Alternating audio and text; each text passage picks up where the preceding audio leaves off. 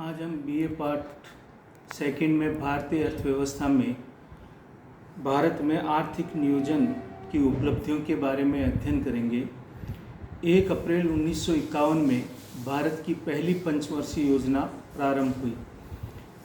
अब तक भारत में 12 पंचवर्षीय योजनाएं सफलतापूर्वक पूरी हो चुकी है और वर्तमान में 13वीं पंचवर्षीय योजना लागू हो रही। अब सवाल ये उत्पन्न होता है कि पंचवर्षीय योजना ही क्यों?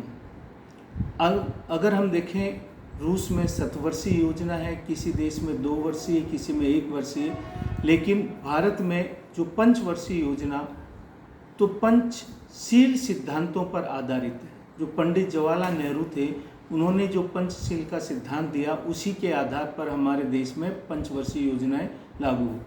अब है पंचवर्षीय योजना की उपलब्धि क्या रही? तो पहली उपलब्धि ये रही कि हमारे प्रति व्यक्ति आय में वृद्धि हुई।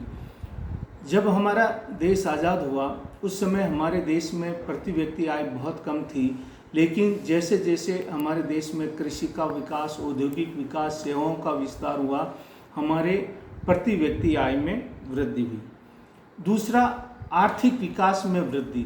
अगर हम देखते हैं कि आज 1950-51 का या 60 का भारत और अभी 2020 का भारत अगर हम देखें तो निश्चित रूप से हमारे देश के आर्थिक विकास में वृद्धि हुई।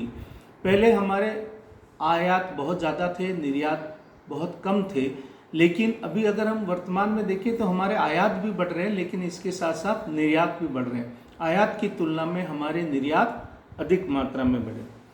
फिर है बचत और विनियोग में वृद्धि। 1991 की जो औद्योगिक नीति बनी, उससे पहले विदेशी निवेश में कई प्रकार की रुकावटें थी, लेकिन जो 1991 की औद्योगिक नीति बनी उसमें विदेशी विनियोग को देश में आमंत्रित किया गया। कुछ सेक्टर ऐसे हैं जहां 50%, किसी में 80% और किसी में 90% डायरेक्ट फॉरेन इन्वेस्टमेंट की परमिशन दी। इससे विदेशी विनियोग या विदेशी पूंजी भारत में विशाल पैमाने पर आने लगी। इसके साथ साथ बचत प्रवृत्ति में भी वृद्धि हुई, क्योंकि पहले हमारी प्रति व्यक्ति आय बहुत कम थी तो हमारे बचत बहुत कम मात्रा में होती थी, लेकिन जैसे जैसे हमारे प्रति व्यक्ति आय में वृद्धि हुई है उसके साथ साथ बचत की दर में भी वृद्धि हुई। कृषि विकास। पहले प्रारंभ में भारत के अंदर जो है वो परंपरागत तरीके से कृषि होती थी, लेकिन जब से विदेशी तकनीक, विदेशी विनियोग हमारे देश में बढ़ा है, इससे हमारे देश के अंदर जो है वो कृषि उत्पादन जो है वो बहुत तीव्र गति से बढ़ा। विशेषकर हरित क्रांति के परिणाम स्वरूप देश का कृषि उत्पादन बहुत तेज गति से बढ़ा। इसके साथ साथ औद्योगिक विकास।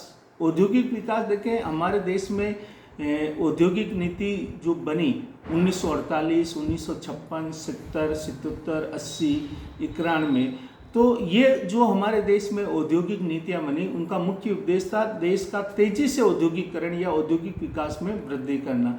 तो ये जो औद्योगिक नीति बनी उसके फलस्वरूप देश में हजारों लाखों संख्या में औद्योगिक इकाइयों की स्थापना हुई। रोजगार के अवसरों में वृद्धि, तो कृषि और उद्योगों के साथ साथ सर्विस सेक्टर में भी वृद्धि होने से, बैंकिंग सुविधाओं का विस्तार होने से, राष्ट्रीय राजमार्गों का निर्माण होने से अनेक ऐसे कार्य हैं, या वर्तमान में जो भारत आत्मनिर्भरता की तरफ बढ़ रहा है, तो इससे निश्चित रूप से रोजगार के अवसरों में बहुत ज़्यादा वृद्धि हुई। परिवहन व संचार के साधनों का विकास। परिवहन के साधन अगर हम देखें तो आज हमारे देश में बहुत विशाल पैमाने पर नेशनल हाईवे बन रहे हैं, बड़ी बड़ी 4 लाइन 6 लाइन में कन्वर्ट हो रहे हैं। इसके साथ साथ नए हवाई अड्डों का, या जो पूर्वी भारत पहले यातायात के साधनों से वंचित था, वहाँ पर यातायात के साधनों का विस्तार हुआ। इसके साथ साथ संचार। आज हम दावे के साथ कह सकते हैं कि भारत में जो है 90% से अधिक लोग जो है वो संचार के साधनों से जुड़ चुके हैं।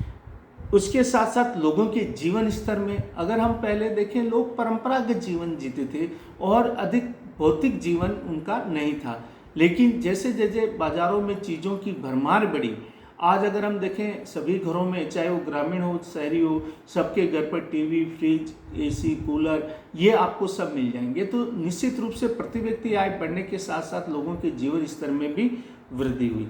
इसके साथ साथ तकनीकी विकास, आज अगर हम देखें तकनीकी के मामले में भारत जो है विश्व के अग्रणी राष्ट्रों में सम्मिलित हुआ है।